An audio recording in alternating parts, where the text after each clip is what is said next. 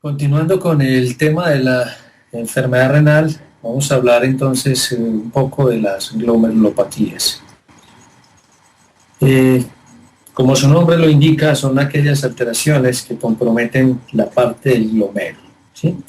Entonces vamos a tener varias condiciones a nivel del glomérulo y dentro de ellas vamos a tener unas enfermedades glomerulares que son hereditarias, que es importante que se conozcan, ya que tenemos algunas razas que pueden tener unas condiciones genéticas que son hereditarias a tener esta predisposición. Entonces, dentro de ella vamos a tener la amiloidosis, que es muy común en algunas razas como el Beagle, el Shar-Pei, y vamos a tener pues algunas condiciones asociadas ya al daño de los glomérulos, como son la glomerulopatía atrófica en el Rottweiler y la glomeruloesclerosis en el Pinscher o en el Doberman Pinscher, o el Pinscher no, en este caso en el Doberman Pinscher.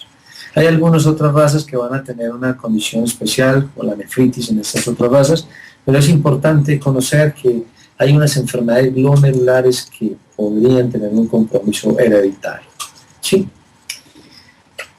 Los mecanismos por los cuales se presenta el daño glomerular o la lesión glomerular podrían ser unas cantidades, varios mecanismos, pero estos son como los mecanismos un poco más bien estudiados y más definidos. Y todo tiene que ver con el depósito de complejos que se van a formar en la circulación y que tienen que ver con antígeno-anticuerpo, que van a conllevar a que se depositen sobre los glomérulos. Entonces esto va a generar daño sobre el glomérulo por la liberación de mediadores inflamatorios, y entonces obviamente va a aparecer una lesión glomerular.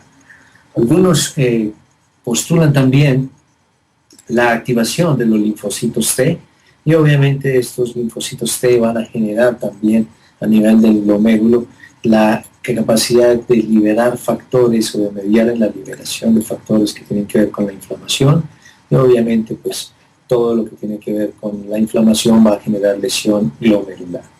Y obviamente la otra condición es que van a haber anticuerpos y antígenos in situ, o sea, reacciones antígeno-anticuerpos que van a estar en el glomérulo, pero que no tienen que ver con la circulación sistémica. Entonces, esta es una de las condiciones también importantes para la formación de las lesiones glomerulares.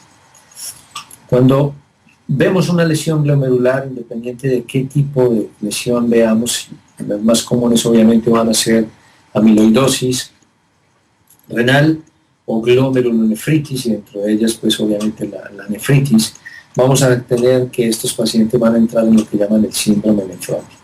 Y el síndrome nefrótico se caracteriza por esas cuatro condiciones. Estos pacientes van a tener proteinuria, que decíamos que la alteración del glomérulo inflamado o del glomérulo lastimado o enfermo es que va a permitir el paso de sustancias que no deberían ser pasadas a través del glomérulo. Y entre ellas, obviamente, la principal, al darse la permeabilidad glomerular, va a ser la proteína, ya que se pierden las capacidades que tiene de retener esta, porque se pierden las cargas negativas que tiene a través de su membrana basal. Entonces, esto va a generar que se dé la proteinuria.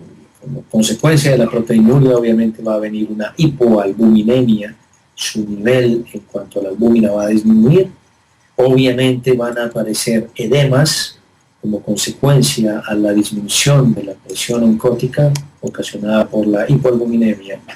Y en algunos pacientes aparecen las hiperlipidemias, y el mecanismo por el cual aparecen las hiperlipidemias es que el hígado, en pro de estar produciendo proteínas, va a producir o va a estimular la producción de algunas lipoproteínas de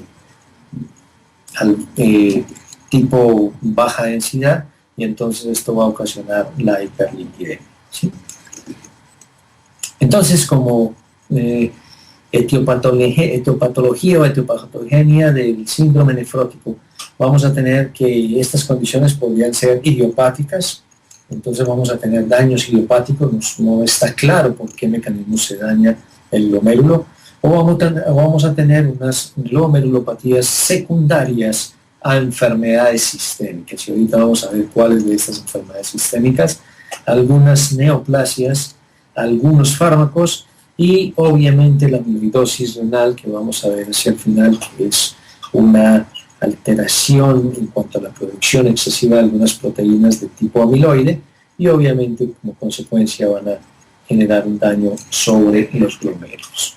Entonces estas son las enfermedades sistémicas que habría que tener en cuenta del punto de vista que pueden ocasionar glomerulonefritis. Y entonces tenemos algunas bacterianas, tenemos algunas protozoáricas o protozoarias, tenemos rickettsias, parásitos e inflamatorias. Entonces, pues obviamente no vamos a hablar de ninguna de ellas, pero es simplemente para que se tenga en cuenta que muchas condiciones sistémicas podrían generar daño sobre los glomérulos o una glomerulonefritis y por ende ocasionar el síndrome nefrótico. Y neoplasias, como mencionábamos anteriormente, algunas de ellas, como los linfomas, los mastocitos y las leucemias, podrían generar el síndrome nefrótico. Y algunos fármacos se les ha incriminado la capacidad de dañar los glomérulos y entonces dentro de ello vamos a tener a los glucocorticoides y al trimetoprim-sulfa. ¿Sí? Entonces, esas son las condiciones por las que se cree que son las causales de generar síndrome nefrótico ocasionado por todo lo que tiene que ver con la glomerulonefritis. Y entonces decíamos también que cuando hablábamos del síndrome nefrótico van a aparecer esas 4 condiciones, que eran pues obviamente la proteinuria, la hipoalbuminemia, el edema o la citis y obviamente la hiperlipemia. Y este es como una tabla que nos resume todas estas condiciones, ¿sí? Entonces, lo primero que vamos a ver en estos pacientes es que hay permeabilidad glomerular aumentada. Entonces, se pierde la carga negativa que expone la lámina basal de ese glomérulo y al perder la carga negativa que repeliera o que repele las proteínas que también vienen con carga negativa, estas son capaces de atravesar esta barrera y obviamente van a ser eliminadas por la vía urinaria. Entonces estos pacientes van a tener pérdida de proteína. Y obviamente como pérdida de proteína va a perderse la albúmina y esto va a generar una hipoalbuminemia. Su nivel de albúmina va a disminuir, por ende va a disminuir la presión oncótica y obviamente va a ocasionar que disminuya el volumen vascular porque va a haber pérdida o salida a terceros espacios y entonces esto es lo que va a generar un edema. Entonces ahí vemos las condiciones de albúmina baja, que es hipoalbuminemia, la proteinuria, el edema. Y hay que tener en cuenta que hacia el lado izquierdo de la diapositiva, la principal proteína que vamos a perder es la albúmina, pero una de las proteínas importantes es la antitrombina 3. Y la antitrombina 3, al ser perdida, va a favorecer todos los procesos de hipercoagulabilidad. Y entonces vamos a tener capacidades de que se generen tromboembolismos. Entonces, esto puede conllevar a alteraciones de tipo coágulos que pueden de una u otra manera incrementar o acrecentar todo el daño glomerular, ¿sí? Y obviamente, pues, por otro lado, al perderse esta proteína, pues vamos a conllevar a que disminuya la capacidad que tienen los linfocitos B de transformarse en células plasmáticas y producir inmunoglobulinas, y entonces esto de una u otra manera va a favorecer la aparición de las infecciones. Y entonces, por el otro lado, cuando hablamos de la hipoalbuminemia, hablábamos de la posibilidad que se tienen de encontrar en algunos pacientes hiperlipemia, y es simplemente porque al tener hipoalbuminemia, estos pacientes disminuyen la presión oncótica y lo que hace el hígado tratando de aumentar la producción de albúmina es también sintetizar las lipoproteínas de baja densidad y entonces por eso estos pacientes van a tener la hiperlipemia. Entonces esta es como una explicación por la cual aparece en el síndrome nefrótico esas 4 características que mencionábamos anteriormente. Algo importante a tener en cuenta en el síndrome nefrótico, que creo que es como el resultado, la consecuencia de todo esto, es que van a estar alteradas las fuerzas de Franz-Starling y va a haber alteraciones relacionadas con todo lo que tiene que ver con el sistema renin-angiotensina, aldosterona, y entonces de una u otra manera todo esto lo que va a conllevar es a edemas y a pérdida de fluidos vasculares hacia la parte del intersticio, hacia la parte del extravascular. Entonces este es simplemente pues, como es la condición, que tiene que ver mucho ahí con todo lo que tiene que ver con la presión oncótica y el desplazamiento de fluidos. El daño glomerular también aparece reportado como de condiciones inmunológicas, y por eso hablábamos de la activación de los linfocitos T. La activación de los linfocitos T y todo lo que tiene que ver con la activación del complemento. Entonces todo esto también de una u otra manera va a generar que haya más edema y que de una u otra forma estos pacientes tengan hipertensión arterial. O sea, es todo un círculo vicioso. Entonces es simplemente la explicación a la que queremos llegar. ¿Cómo vamos a ver estos pacientes? Pues vamos a ver los pacientes que tienen unas proteinurias muy marcadas, podrían o no tener hematuria, hipertensiones arteriales van a ser considerables, los edemas van a ser pues casi que la condición primordial en estos pacientes, debido básicamente a la pérdida de la albúmina y a la disminución de la presión oncótica. Puede haber hiperlipemia, que lo decíamos por el mecanismo cual, y obviamente el grado de azotemia podría estar presente o no presente dependiendo de las condiciones de ese trabajo renal. Entonces, ¿cuál es el diagnóstico de estos pacientes? Pues creo que lo más importante es la relación proteína-creatinina en orina. Estos pacientes van a tener relaciones proteína-creatinina en orina de más de 0.5, y entonces eso nos indica que posiblemente están teniendo pérdidas importantes de proteína. Estos pacientes se van a caracterizar porque van a tener cilindros, y es importante, los cilindros nos están indicando un daño a nivel tubular, pero muchos de ellos podrían indicarnos daños también a nivel glomerular. Van a haber hipoproteinemias o hipoalbuminemias en este caso, que creo que es importante saber que la condición del síndrome nefrótico va a ser asociada básicamente por la pérdida de proteína a nivel del glomérulo. Y entonces estos pacientes podrían tener diversos grados de azotemia, ¿sí?, dependiendo de las condiciones de ese riñón, y obviamente como consecuencia de la azotemia va a haber una hiperfosfatemia, que va unada de la mano de una disminución de la capacidad de filtración, de excreción y de eliminación de algunos compuestos, y obviamente va a venir la acidosis metabólica. Estos van a conllevar a una disminución de la anhidrasa carbónica, y como consecuencia de esto, pues obviamente la capacidad que se tiene de reabsorber bicarbonato. Entonces, secundario a la no reabsorción de bicarbonato, pues va a venir la acidosis metabólica. Y cuando hablamos de la amiloidosis, que era una condición muy típica de los Beagle y de los Shar-Pei, entonces hablamos de que es una alteración en la formación de algunas proteínas de tipo fibrilar, que son insolubles, y en el depósito en algunos órganos de estas proteínas. Entonces, obviamente, donde más nos compete el depósito de esta es sobre el glomérulo. Y entonces, al incorporarse esta proteína, al depositarse esta proteína sobre el glomérulo, va a generar procesos de glomerulosclerosis, va a generar procesos de alteración de la capacidad de este glomérulo en cuanto a su función, y obviamente, pues, por ende, a no funcionar bien todo lo que decíamos con el síndrome nefrótico. Pues va a conllevar a que se pierda la proteína, va a generar la hipoalbuminemia, los edemas, la hiperlipemia, y también va a ser parte entonces del síndrome nefrótico. Y entonces la proteína que se sabe que tiene que ver mucho con el depósito en los órganos es la proteína A amiloidea, ¿sí? Y entonces, esa proteína A amiloidea, que la vamos a referir como AA, es formada por la polimerización de la porción aminoterminal de una proteína A, que es la proteína A amiloidea sérica.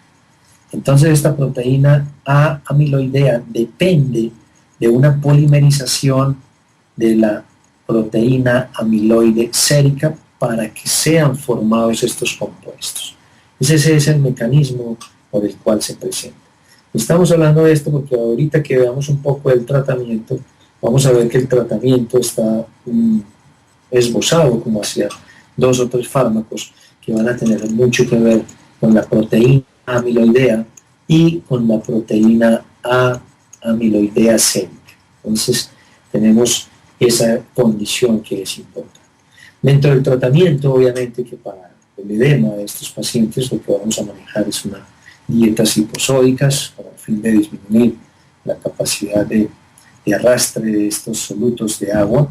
Vamos a utilizar diuréticos en estas dosis, vamos a hacer un tratamiento que obviamente está encaminado a manejar la hipertensión con inhibidores de la enzima convertidora de angiotensina.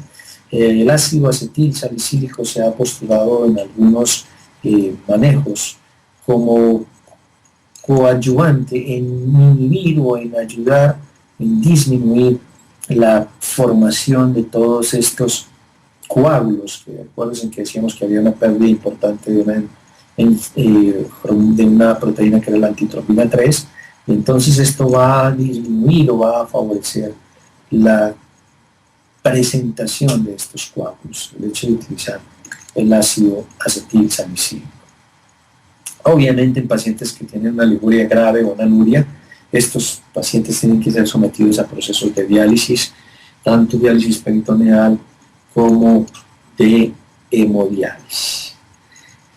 Y entonces dentro del tratamiento de la farmacología del síndrome nefrótico, que es un tratamiento diferente al de la insuficiencia renal crónica, aunque muchas veces van a converger en un punto, porque muchos insuficientes renal crónicos podrían tener glomerulonefritis, entonces el tratamiento podría ser concomitante para ambos. Pero el tratamiento del síndrome nefrótico, de las glomerulonefritis por síndrome nefrótico, van a estar encaminados al manejo de la colchicina, al manejo del dimetilsulfóxido, que ahorita vamos a ver sus mecanismos de acción, y algunos inmunosupresores, todo lo que tiene que ver con las ciclosporinas y con los corticoides como efecto regulador del sistema inmunológico y con algunas propiedades antiinflamatorias. Entonces, cuando manejamos colchicina, a pesar de que es una droga que se maneja y que se recomienda para este tipo de tratamientos, todavía no está muy claro su mecanismo de acción, todavía no está completamente dilucidado o entendido, pero se cree que de una u otra forma es capaz de impedir que se libere por parte de los hepatocitos la proteína A amiloide sérica. Entonces, al inhibir que se produzca o que se libere por parte de los hepatocitos la proteína A amiloide sérica, se disminuye la capacidad o la tendencia de esta a depositarse sobre algunos órganos importantes, y entre ellos el glomérulo. Esa es una forma de tratamiento, ¿sí? Adicional a eso, se sabe que hay unas ventajas de utilizar la colchicina, porque de una u otra manera él puede disminuir la producción del factor liberador de amiloide. Entonces, por este mecanismo se puede favorecer el tratamiento de la amiloidosis con este medicamento.